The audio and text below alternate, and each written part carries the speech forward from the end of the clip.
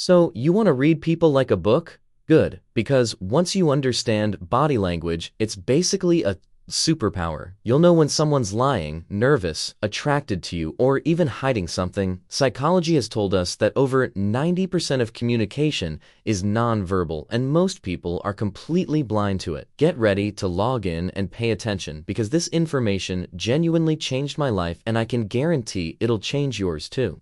Most people think they know how to read body language really well. They don't. They learn one or two cues, like if their feet are pointed away from you, they're not interested, and then go around psychoanalyzing every single person they meet like Sherlock Holmes. Chill out, because that's not how this works. Reading people isn't about seeing one cue and making a snap judgment. It's about understanding patterns. Think of it like collecting data. Every little cue you see is just one data point. You don't draw conclusions from just one data point. You stack them. And the more data you have, the more accurate your prediction becomes. If you actually want to read people, there are two principles that you need to know like the back of your hand. These are clusters and context. A cluster is when multiple cues show up at the same time. This is what gives you confidence in your read. Let's say you ask someone, "Did you eat the last slice of pizza?" and they start blinking fast, fold their arms, shift their feet away, and give you a long, overly detailed answer. That's not just one body language cue, that's a cluster.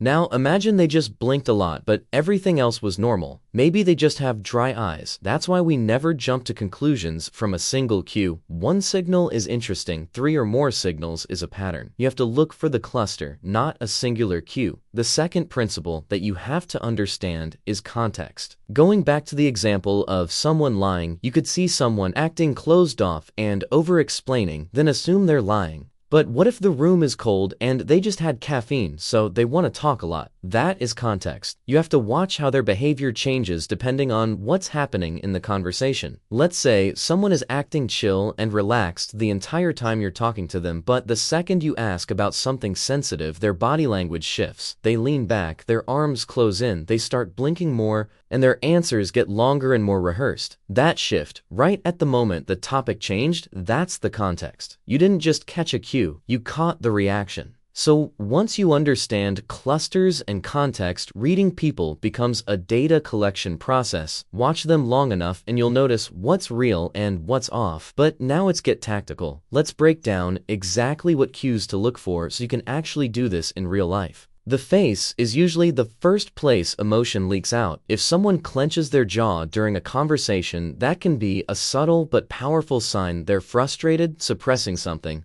or holding back emotion. Raised eyebrows can mean surprise or even skepticism, and a furrowed brow, that's your cue something's off. It usually signals tension, confusion, or disagreement. Pay special attention to smiles. A genuine smile activates the muscles around the eyes. You'll see little crow's feet form. A fake smile? That one just moves them out. And if you blink, you might miss microexpressions entirely. Those flashes of emotion that last less than a second. But if you learn to spot them, you'll start seeing people's real emotions before they cover them up. Moving on to the eyes, they give you so much data. If someone's eyes suddenly widen, they could be surprised, afraid, or intensely interested in what you just said. Narrowed eyes are usually a sign of scrutiny, suspicion, or judgment. If someone starts blinking more rapidly, especially right after a question or emotional topic, it can mean they're anxious, overwhelmed, or even trying to hide something. What matters most is how their eyes react during the conversation. Are they darting away suddenly, locking in harder, losing focus when certain topics come up? That's where the real signal lives. Voice is another incredibly important cue to look for in reading people. Before someone even finishes their sentence, you can feel their emotion. When someone's pitch suddenly rises or drops, it's usually not on purpose. Women often raise their pitch when they're interested or nervous. Men often lower theirs when they want to seem confident or dominant. Also, listen for the tempo. Rapid speech usually means adrenaline is kicking in. They're nervous or excited. But the real gold is in the pauses. If they suddenly stop mid-sentence, change their tone,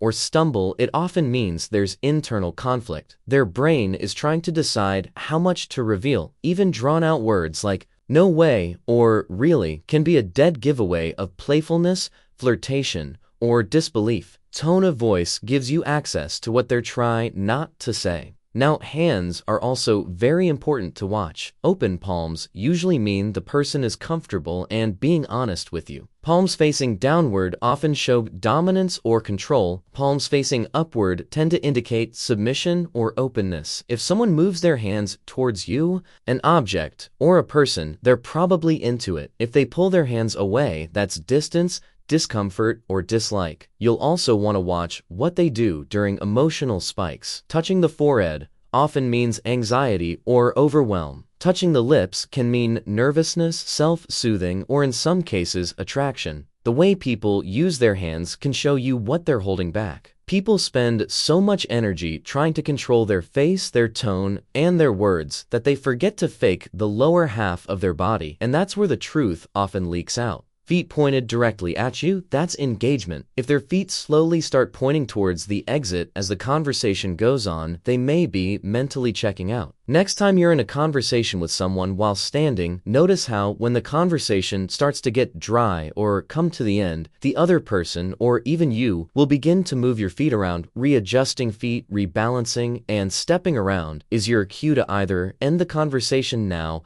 or quickly re-engage the other person. For words and lexicon, when people want to bond, they often end their sentences with tag questions like, isn't it? Or, right? They want to pull you in. If someone starts finishing your sentences, that's a strong sign of alignment and engagement. And when they start unconsciously copying your phrases or lingo, they're trying to build rapport, sometimes without even knowing it. These cues are subtle, but in a cluster, they're very real. If you made it this far, you now understand the real game. You don't rely on one cue. You collect data. You stack clusters. You pay attention to contexts. You match behavior to values. And when you do that consistently, the truth just starts revealing itself. Use this, practice this, and I promise, you'll start seeing what others miss. I'll see you in the next one.